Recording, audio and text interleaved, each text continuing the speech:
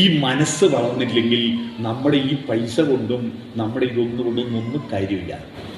നല്ല ബിസിനസ്സുകാരാ, നല്ല വലിയ ഇന്റർനാഷണൽ IT കമ്പനിയുടെ ആളുകളാ.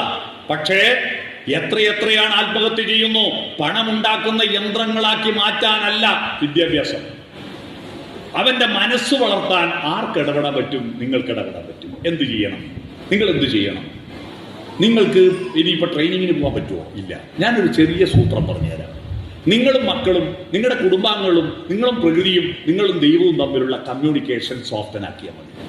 അത് മാത്രം പറഞ്ഞിട്ട് ഞാൻ നിർത്താം, സമയം അപ്പോഴേക്കും നേരെ. നിങ്ങളും മക്കളും നിങ്ങളും ചുറ്റുവട്ടമുള്ള പ്രകൃതിയും നിങ്ങളും ദൈവവും തമ്മിലുള്ള കമ്മ്യൂണിക്കേഷൻ സോഫ്റ്റനാവണം. ഇപ്പൊ സോഫ്റ്റനല്ല. ദൈവത്തോടുള്ള കമ്മ്യൂണിക്കേഷൻ സോഫ്റ്റനാണോ? അല്ല.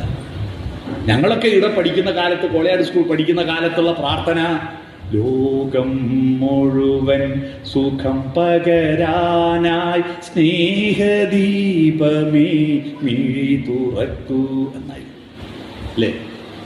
രാമ രാമ രാമ എന്ന് ജപിക്കാറുണ്ട് അല്ലേ?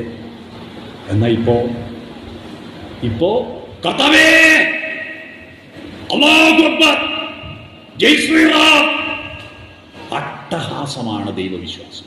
കണ്ടില്ലേ? യഥാർത്ഥത്തിൽ ദൈവവിശ്വാസം കൊണ്ട് എന്താണോ ലക്ഷ്യമിടുന്നത് അതിന്റെ നേർ വിപരീതമാണ്.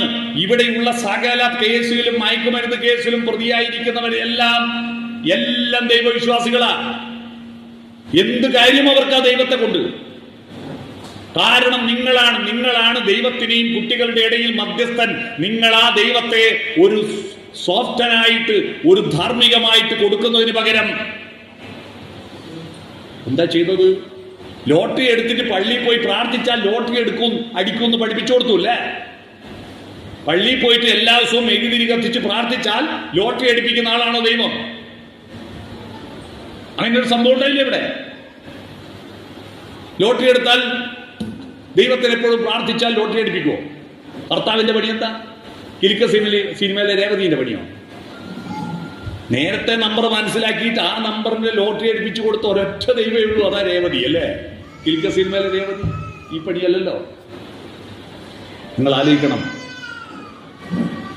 സോഫ്റ്റനാവാൻ എന്താ മാർഗം? സോഫ്റ്റന്റെ സ്പെല്ലിങ് പഠിക്കുക. 6 അക്ഷരമുണ്ട്. 6 അക്ഷരങ്ങൾ അത് ഓർമ്മിച്ച് വെക്കുക. ഓരോ വാക്ക് ഞാൻ പറയാം. എസ് എന്ന് പറഞ്ഞാല് സ്മൈൽ എന്നാണ്, പുഞ്ചിരിക്കുക. ഒന്ന് പുഞ്ചിരിക്കാറുണ്ടോ? അലക്കക്കാരെല്ലാം വന്നാൽ എന്തെല്ലാം രാമേട്ട, എന്തെല്ലാം സഭാശ, എന്തെല്ലാം മൊയ്തൂക്ക, ഇരിക്ക് എന്നെല്ലാം പറഞ്ഞ് ചിരിക്കും. സ്വന്തം മക്കളോടോ എനിക്കുന്നില്ലേ, കുളിക്കുന്നില്ലേ, പല്ലേക്കുന്നില്ലേ, പഠിക്കുന്നില്ലേ, വിളിക്കുന്ന പൂതനമാരാവരുത്.